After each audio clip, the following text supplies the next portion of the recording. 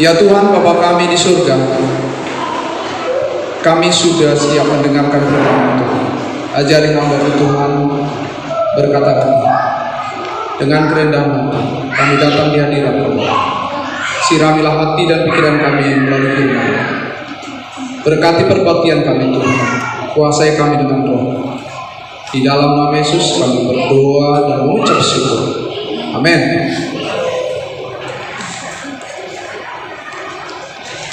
Salam, selamat sahabat bagi kita semua.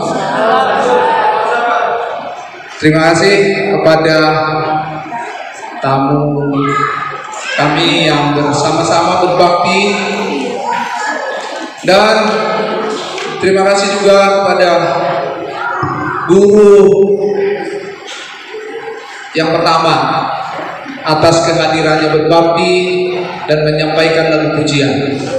Dan saya tidak lupa mungkin mengulangi, saya sampaikan selamat Hari Guru yang ke-77. Kiranya pengabdian Bapak Ibu senantiasa diberkati Tuhan. Dan anak-anak didik kami yang menyampaikan lagu pujian, saya pada saat dengar lagu ini pas kejadian COVID ini, kalau nggak salah lagu ini diciptakan pada saat situasi-situasi mungkin pengarangnya itu terinspirasi dengan situasi gitu.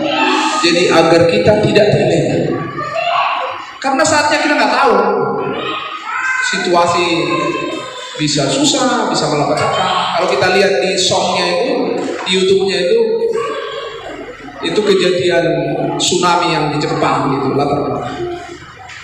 Terima kasih yang sudah memimpin, pengajarnya Bapak Sir David, dan kami rindu anak-anak ini senantiasa bisa memberi pujian di gereja kita ini. Bapak Ibu yang dikasih Tuhan, memang kemarin saya sampaikan kepada kepala sekolah, besok kebetulan sesuai jadwal yang sudah disebutkan, saya akan ambil bagian. Kira-kira kalau guru dan murid bisa berbakti di gereja, bisa nggak kepala sekolah? Puji Tuhan, beliau merespon, kepala sekolah dan guru. Terima kasih atas perhatiannya. Dan kita tidak boleh lupa, sekolah ini ada karena ada gereja. Jadi sekolah ini tidak bisa dipisahkan dari gereja. Kemajuan sekolah bagian dari kemajuan gereja, dan kegiatan gereja senantiasa harus didukung sekolah. Jadi itu ada keterkaitannya. Karena saya lihat sudah jam 12:10.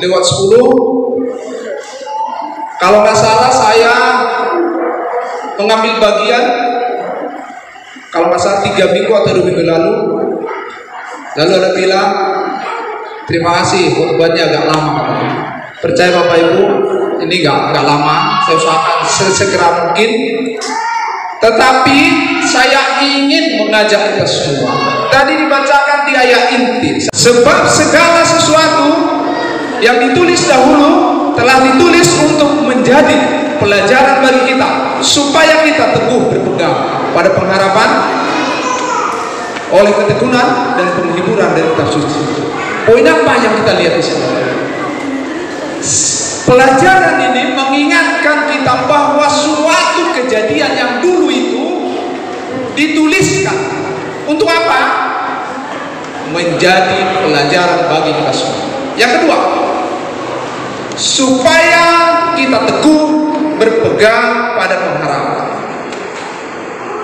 Berikutnya, ketekunan dan penghiburan dari kitab suci. Bapak Ibu yang dikasih Tuhan, kalau kita dalam keadaan mungkin lagi sedih hati, lagi galau, apalagi anak muda, kira-kira larinya kemana? Ke HP lah, Facebook lah, dia buatlah status, atau bisa saja juga lagu rampah. Tetapi firman Tuhan ini mengajarkan kepada kita seyogianya, seharusnya ketika kita ingin penghiburan, ingin dipenuhi dengan pengharapan, ketika kita harus berlari kepada kita. Pada sahabat ini, Bapak Ibu yang dikasihi Tuhan, saya ingin mengajak kita semua salah satu raja yang sangat terkenal, yaitu namanya Raja Hizkia. Kalau kita lihat di dalam Alkitab, ada 11 pasal yang menceritakan tentang Raja Hizkia, dan 1% dari seluruh isi Alkitab menceritakan. Terus apa? Kenapa Raja Hizkia ini cukup terkenal? Mari kita lihat Bapak Ibu. Siapa ini Raja Hizkia? Dia hidup tahun 339 sampai 687 sebelum Masehi. Jadi dia berumur 52 tahun. Kalau kita lihat namanya, Allah adalah kekuatan. Raja Yehuda yang ke-14. Kalau raja yang sangat pertama itu kan Daud. Ayahnya Raja Ahaz jahat. Ibunya Ratu Abia mulai memerintah usia 25 tahun. Kira-kira pada saat dia raja, siapa nabi-nabi yang sejaman? Yang pertama, Yesaya, Hosea, dan Mika. Ini adalah nabi. Pada saat dia memerintah, 3 nabi inilah yang sejalan dengan pemerintahan dia. Kalau kita lihat, kenapa dia disebutkan raja yang sangat terbaik? Kalau kita lihat nanti atau baca Bapak Ibu di 2 Raja-Raja 18:5, ia percaya kepada Tuhan Allah Israel, dan di antara semua raja-raja Yehuda, baik yang sesudah dia maupun yang sebelumnya, tidak ada lagi yang sah seperti dia. Kalau nggak salah Bapak Ibu, kalau kita lihat di sejarah, dia adalah raja ke-12. Setelah dia, kalau saya nggak salah, itu ada lagi raja 5 lagi atau 6 lagi raja. Tetapi firman Tuhan mengatakan sebelum dan sesudah dia tidak ada lagi raja yang seperti dia. Lalu apa? Saya sedikit ceritakan. Raja Yehuda adalah sebenarnya bangsa Israel dulu itu adalah satu kerajaan. Tetapi sekarang menjadi 2. Pada saat Hizkia ini ada 2. Itu ada Israel Utara dan Israel Selatan. Israel Utara ini ibu kotanya adalah Samaria. Kalau Israel Selatan ibu kotanya adalah Yerusalem. Kenapa mereka terpecah? Kalau kita lihat sejarah, awalnya 12 suku bangsa Israel adalah satu kerajaan. Tetapi pada saat kerajaan ini setelah Salomo meninggal, baru digantikan Rehabeam sebagai raja mereka, dan sebagai gantinya memilih Yerobeam yang bukan. Jadi pada saat Rehabeam terpilih, ada sebagian suku bangsa Israel tidak setuju. Awalnya setuju. Akhirnya adalah Israel Selatan dan utara. Itu sedikit bagaimana kenapa ada dulu Israel Utara, Samaria ibu kotanya, dan Israel Selatan ibu kotanya Yerusalem. Kalau secara modern sekarang itu bagian dari Palestina dan Israel. Kalau kita lihat, Hizkia menjadi raja di usia 25 tahun. Saya sengaja tampilkan ini adalah anggota PA kita, menginspirasi. Kalau kita lihat Bapak Ibu, usia 25 tahun itu adalah usia yang sangat muda itu. Artinya ya baru lulus sarjana lah, kalau dia mungkin agak cepat, masih sangat muda. Tetapi dia memiliki arti kehidupan walaupun sangat muda. Lalu yang keempat, apa kelebihannya Hizkia ini? Tidak mengikuti jejak orang tuanya. 2 Raja-Raja 16 ayat 2. Ahaz berumur 20 tahun pada waktu yang menjadi raja, dan 16 tahun namanya ia memerintah di Yerusalem. Ia tidak melakukan apa yang benar di mata Tuhan Allahnya, seperti Daud bapak leluhur. Kira-kira apa yang jahat yang dilakukan? Saya ajak Bapak Ibu semua, kita baca di 2 Raja-Raja 16 ayat 3 sampai 4. Saya bacakan kejahatan apa yang dilakukan si Ahaz. Tetapi ia hidup menurut kelakuan raja-raja Israel. Bahkan dia mempersembahkan anaknya sebagai korban dalam api sesuai dengan perbuatan keji bangsa-bangsa yang telah dihalau Tuhan dari depan orang Israel. Yang keempat, ia mempersembahkan dan membakar korban di bukit-bukit pengorbanan dan di atas tempat-tempat yang tinggi dan di bawah setiap pohon yang rimbun. Memang Bapak Ibu, dulu ada persembahan, tetapi Ahaz ini melakukan pengorbanan yang tidak sesuai dengan aturan Tuhan. Salah satu kejahatan. Jadi saya selalu teringat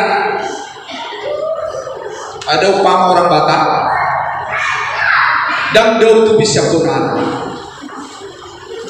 Artinya kebiasaan-kebiasaan bapaknya biasanya ikutkan, tapi tidak berlaku untuk Hizkia.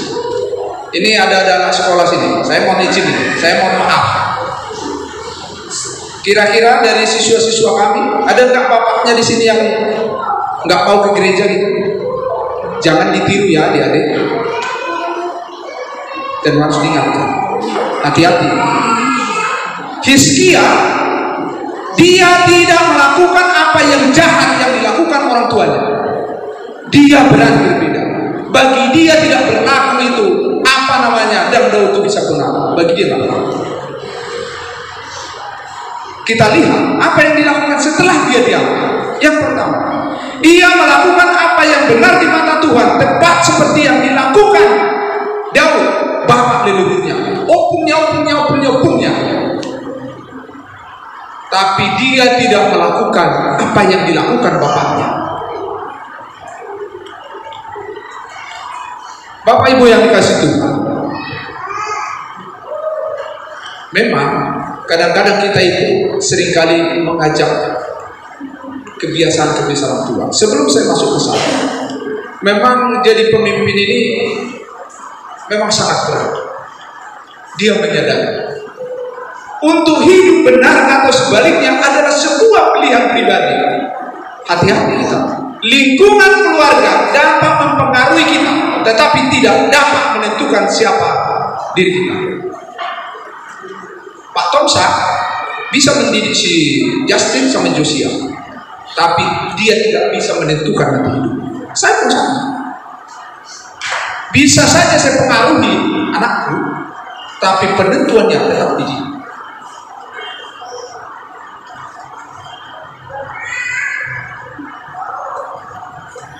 Lalu ketika dia menjadi raja, pada tahun yang pertama apa yang dia lakukan? Pada tahun pertama pemerintahannya, dalam bulan yang pertama, ia membuka pintu-pintu rumah Tuhan dan memperbaikinya. Bapak Ibu yang dikasih Tuhan, ini orang-orang kita, orang tua ini yang suka-suka politik, biasanya kalau wali kota, gubernur, presiden, itu ada istilah 100 hari pertama. Kira-kira apa yang dilakukan? Dia menjanjikan nanti akan memajukan ini. Saya sampai detik ini belum pernah saya dengar itu. Misalnya ada seorang wali kota bilang, iya, hari pertama saya akan memperbaiki masjid, saya akan memperbaiki gereja. Belum pernah saya dengar. Nah, ada itu. Tapi yang dia bilang, hari pertama saya akan perbaiki jalan, saya akan bangun ini. Pemimpin dunia. Hizkia ini juga pemimpin dunia.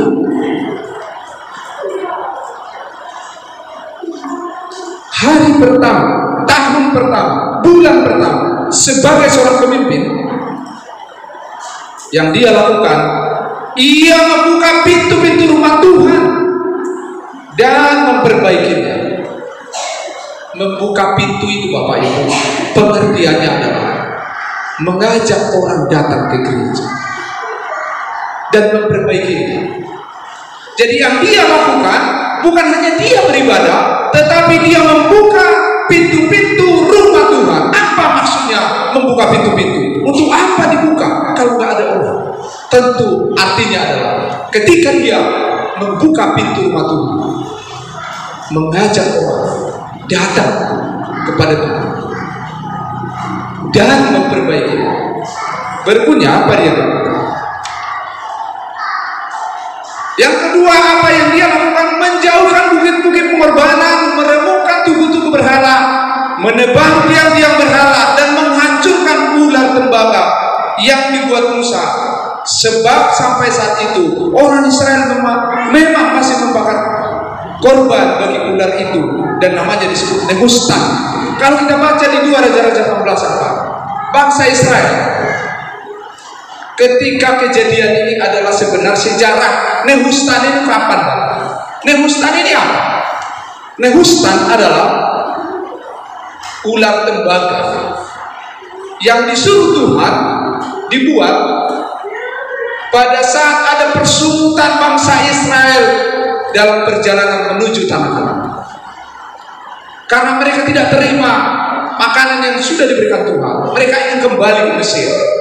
Karena bersungut-sungut selalu melakukan yang jahat kepada Tuhan, akhirnya mereka banyak yang meninggal dipatok ular.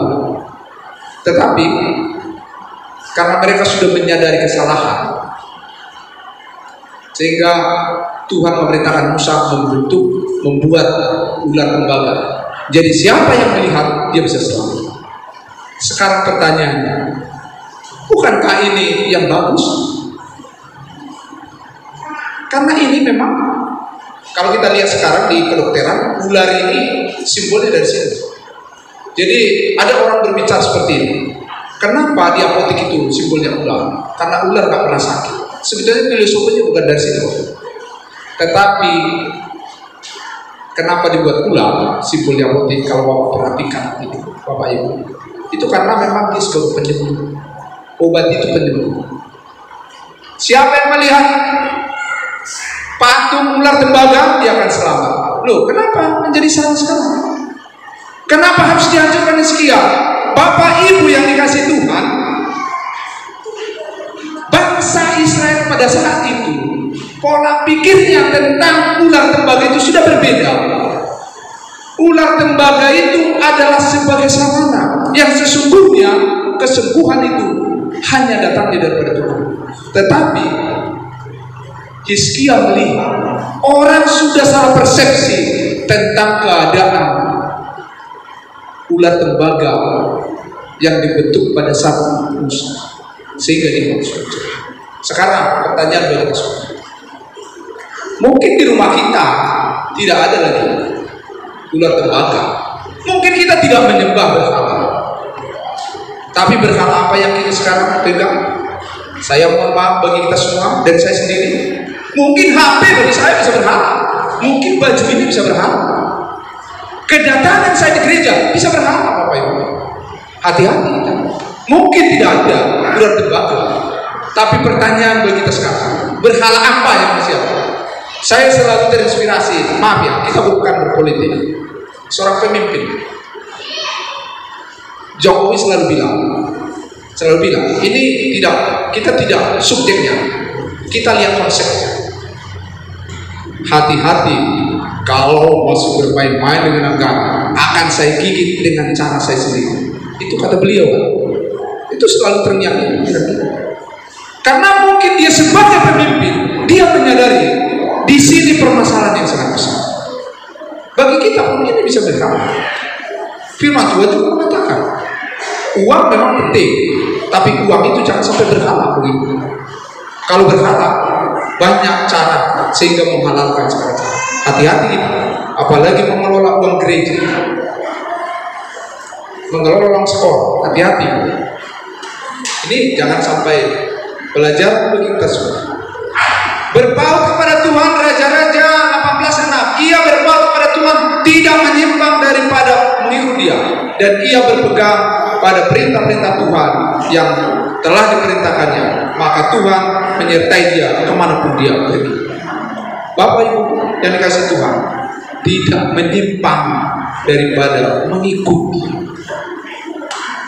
Pada saat Hizkia ini memimpin bangsa Israel, bahwa situasi masyarakatnya, warganya memang sudah berbagai hal. Mereka itu ketakutan karena nanti kita lihat di ayat berikutnya, mereka selalu terancam dari bangsa Asyur yang sekarang itu Irak.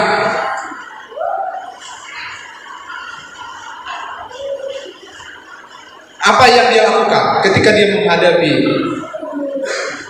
Yang dia lakukan berseru kepada Tuhan melalui doa. Hizkia menerima surat itu dari tangan para utusan, lalu membacanya kemudian, "Pergilah ya ke rumah Tuhan dan membentangkan surat itu." Ayat 15, Raja-Raja 2:15. Hizkia berdoa di hadapan Tuhan dengan berkata, "Ya Tuhan Allah Israel, yang bertata di atas kerubin, hanya Engkau sendirilah Allah segala kerajaan bumi, Engkaulah yang menjadikan tangan." Pada saat ini Bapak Ibu, ini adalah sebuah situasi yang dia hadapi seorang pemimpin, karena bangsa Asyur ingin menjajah bangsa Yehuda yang dipimpin Hizkia. Dan dia sudah menerima surat pemberitahuan dari Raja Asyur.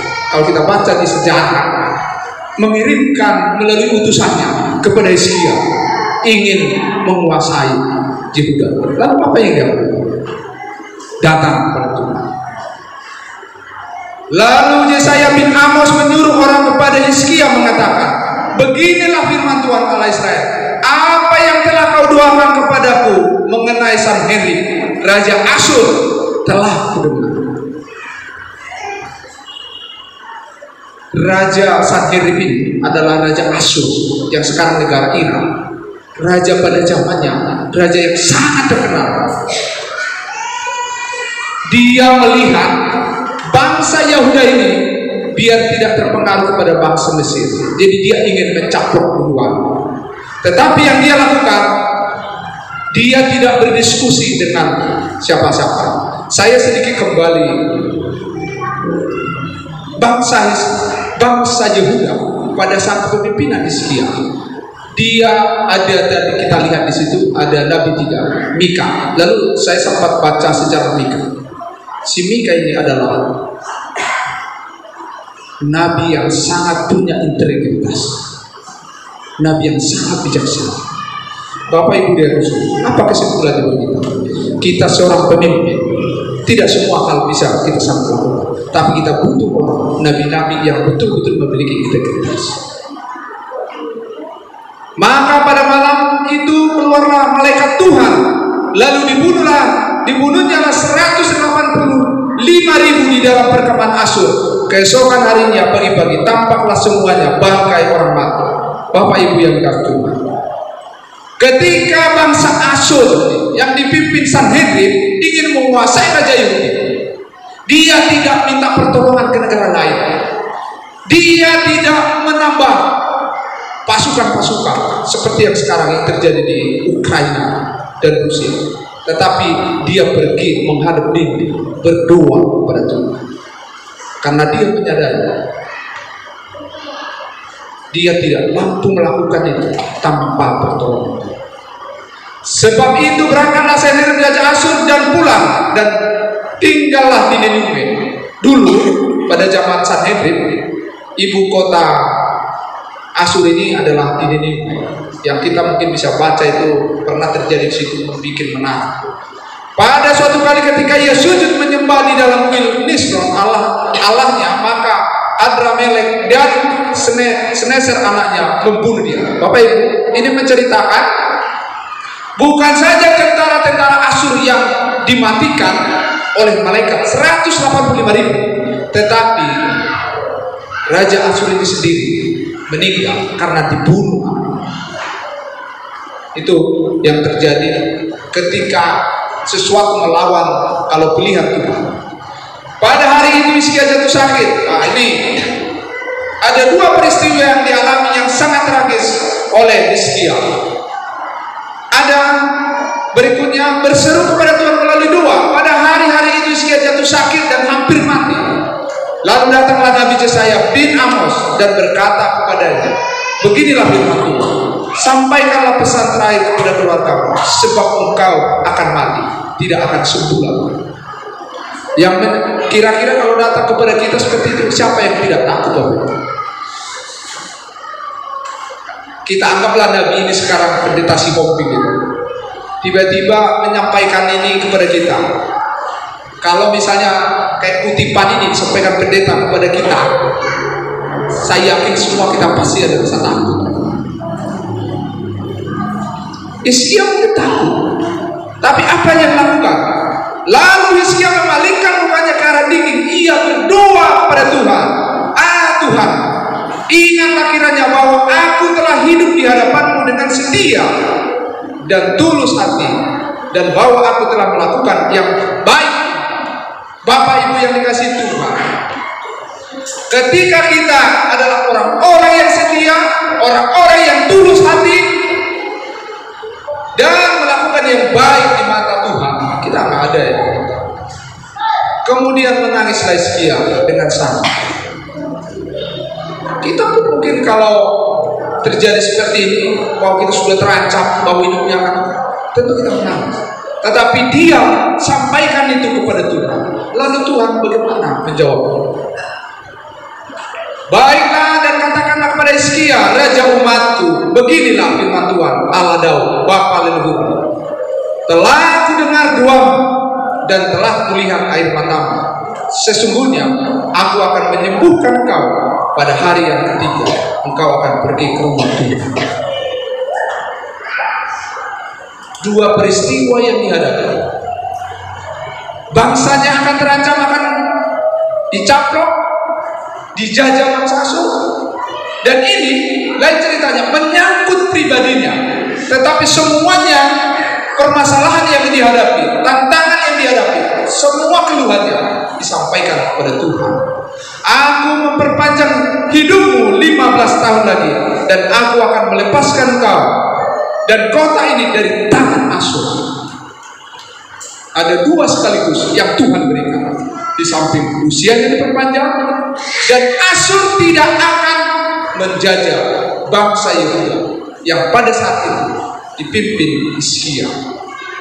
Aku akan memagari kota ini oleh karena aku dan oleh karena Daud hamba itu, kata Tuhan. Tapi kita coba melihat, seorang pemimpin juga perlu strategi. Di samping kita berdoa, tapi ada hal-hal yang harus kita lakukan. Apa yang dia lakukan ketika menghadapi situasi? Pada tahun 701 sebelum Masehi, Raja Asyur lainnya Sanhedrin memimpin kekuatan militer besar-besaran ke daerah itu untuk menumpas pemberontak melawan ancaman Mesir dan menegaskan kembali dominasi Asyur. Mengantisipasi konflik dengan Asyur, Hizkia telah mengambil beberapa langkah. Seorang pemimpin, dia harus jeli melihat suatu situasi. Jadi dia, begitu Asyur ini ingin mendominasi kerajaan di Israel, Hizkia tidak tinggal diam. Lalu melakukan apa? Membuat terowongan melalui 532 meter batu padat untuk memasok air ke kota-kota padat saat pemukiman. Ini kalau kita katanya mungkin Pak Simajuta udah pernah, tapi mungkin belum sempat lihat ini. Tapi katanya ini masih ada sekarang kalau kita mau lihat ini. Dan menghentikan mata air di sekitar Yerusalem yang dapat memasok air bagi tentara Asyur yang menyerang. Jadi ini bagian dari strategi. Ketika bangsa Yehuda, bangsa yang dipimpin Hizkia, penyerangan yang sudah dilakukan bangsa Asyur, dia mematikan pasokan air. Sehingga apa yang terjadi? Itu tentaranya kehabisan tenaga karena tidak habis minum. Membuat persiapan dan rencana yang baik. Lalu apa lagi rencananya? Memperluas dan memperkuat tembok Yerusalem. Ini kita bisa baca di 2 Tawarik 32:5. Apalagi yang dilakukan? Meningkatkan produksi perisai dan senjata. Ya benar Bapak. Kita juga tidak bisa. Ya udahlah, Saya siap. Di samping kita berdua, ya kita juga perlu bersenjata. Mengorganisasi pasukan tempur. Kita baca ini di 2 Tawarikh. Artinya, kalau kita melihat ini, bahwa Hizkia ini adalah seorang yang sangat bijaksana dan dia diberikan pengetahuan, hikmat oleh Tuhan. Ketika bangsa-bangsa lain yang ingin menjajah, dia melihat bahwa dia harus melakukan strategi-strategi apa yang harus dia lakukan menghadapi musuh. Karena musuh selalu datang. Kesimpulannya, Bapak, di akhir khotbah saya menyampaikan kesimpulan. Demikianlah perbuatan Hizkia di seluruh Yehuda. Ia melakukan apa yang baik, apa yang jujur, dan apa yang benar di hadapan Tuhan Allahnya. Berikutnya disampaikan di 2 Raja-Raja 9:31, 2 Raja 31 ayat 21. Dalam setiap usaha yang dimulainya untuk pelayanan terhadap rumah Allah dan untuk pelaksanaan Taurat dan perintah Allah, ia mencari Allahnya. Semuanya dilakukannya dengan segenap hati, sehingga segala usahanya. Coba di akhir khotbah ini menjadi perenungan bagi kita, termasuk pada saya. Dalam setiap usaha yang dimulainya untuk pelayanan Bapak Ibu terhadap umat Allah, dia seorang jajah. Tetapi ketika dia melakukan pelayanan di rumah Allah untuk pelaksanaan Taurat dan perintah Allah, ia mencari Allah. Ketika kita semua dihadapkan dalam situasi persoalan, saya yakin kita semua ini mempunyai persoalan, tapi kita mau lari kemana? Firman Tuhan ini mengajak kita semua. Persoalan yang kita hadapi ada kalanya kita tidak sanggup tahu. Seperti tadi lagu pujian yang disampaikan anak-anak diri kita, kiranya mereka diberkati. Kita nggak tahu situasi apa yang harus kita hadapi. Banyak tantangan, tetapi Hizkia dia selalu datang kepada. Semuanya dilakukannya dengan segenap hati, sehingga segala usahanya berhasil. Saya kadang-kadang bertanya kepada saya, apakah pelayanan yang saya lakukan yang sepenuh hati? Ini pertanyaan juga bagi saya. Kadang-kadang kita memang datang ke gereja, datang kita ke peribadatan, kita sudah ikut berbaktian, tapi apakah kita sudah dengan segenap hati? Apakah kita memang badannya di sini, tapi hati kita ada di Danau Toba? Atau badan kita di sini, tapi kita nanti sudah rencanakan bagaimana bermalam minggu anak-anak didikannya. Semua. Tetapi Hizkia mengingatkan, ketika dia melakukan pelayanan kepada Tuhan, ketika dia membuka pintu rumah Tuhan, mengajak orang datang pada Tuhan, melakukan peraturan-peraturan gereja, membenahinya, semuanya dilakukan dengan setulus hati. Apapun yang kita lakukan Bapak Ibu, baik kita sebagai sekolah sabar, menyanyi di hadapan Tuhan, mengambil bagian di hadapan ini, kita harus melakukannya dengan segenap hati. Kenapa? Kemarin saya memberi sambutan kepada, karena diundang kepala sekolahnya, kita baca di situ ada salah satu firman Tuhan mengatakan, apapun juga yang kamu lakukan, lakukanlah semuanya itu seperti melakukan untuk Tuhan. Mungkin kita sebagai pembersih gereja, mungkin kita sebagai hanya sebagai penjaga kamar, tapi kalau semuanya itu kita lakukan dengan segenap hati dan melakukannya untuk Tuhan, apa upah apa yang kita terima, sehingga segala usahanya akan berhasil.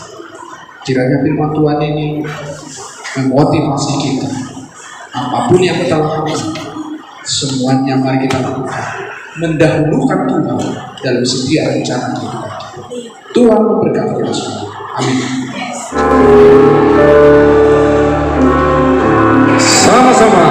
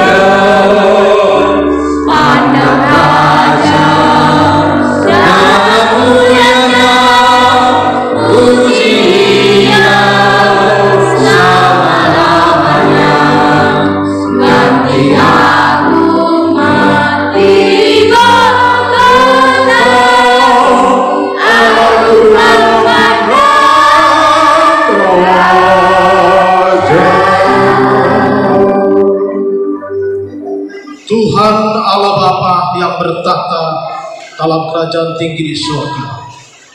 Terpuji termulia Engkau ya Bapa. Pada siang Sabat ini kami sudah mendengarkan firman. Biarlah firman yang kami dengarkan melalui jam khotbah semuanya mengingatkan kami akan kasih Tuhan bagi kami. Satu pengalaman Raja Hizkia yang mengingatkan kami Tuhan supaya kami selalu setia untuk memuji muliakan nama Tuhan Bapa di sorga.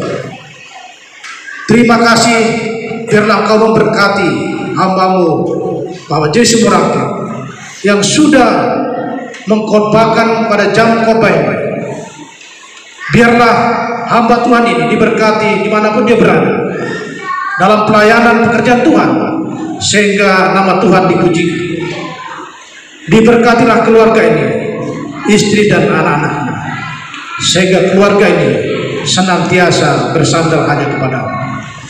Tuhan Bapa di sorga, kami semua jemaat Jordan Amplas bersama dengan tamu kami, anak didik kami, guru-guru kami yang sudah mendengarkan firman ini, biarlah semua terberkati.